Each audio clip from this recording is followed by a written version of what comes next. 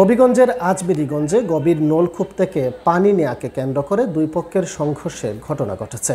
আজ বিকেলে উপজেলার জলশুকা, মিরহাটি ও মধ্যপাড়ায় এ সংঘর্ষের ঘটনা ঘটে। এতে পুলিশসহ উভয় পক্ষের শতাধিক লোক আহত হয়। সংঘর্ষ নিয়ন্ত্রণে আনতে পুলিশ ৩ রাউন্ড টিয়ার সেল নিক্ষেপ করে।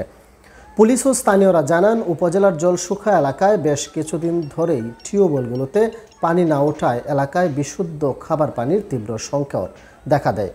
শনিবার সন্ধ্যায় মিরহাটি গ্রামের অলি মিয়ার ২০ বছর বয়সী মেয়ে এক শিশুকে নিয়ে পার্শ্ববর্তী মধ্যপাড়া গ্রামে ওয়াহিদ মিয়ার বাড়ির সামনে সরকারি গভীর নলকূপ থেকে পানি আনতে যায়।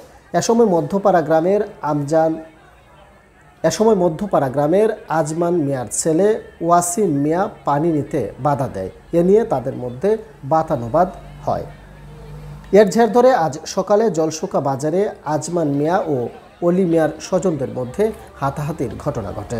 পরে উভয় পক্ষের লোকজন দেশীয় অস্ত্রশস্ত্র নিয়ে সংঘর্ষে জড়িয়ে পড়ে। এ সময় কয়েকটি বাড়িঘরে হামলা চালানো হয়।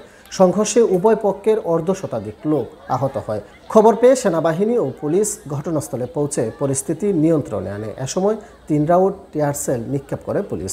সংঘর্ষে আহতরা আজমেরীগঞ্জ উপজেলা স্বাস্থ্য কমপ্লেক্স সহ বানিয়াচং ও হবিগঞ্জ জেলা সদর হাসপাতালে চিকিৎসা নিয়েছেন।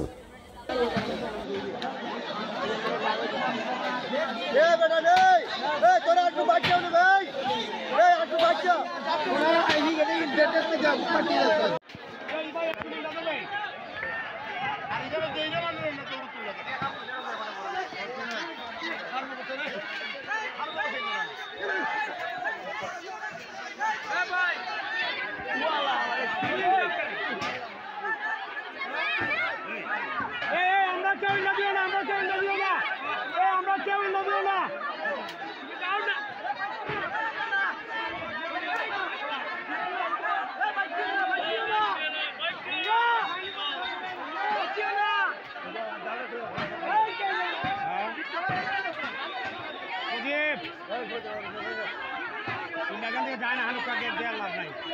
বোর্ড বলেছে, বোর্ড বোর্ড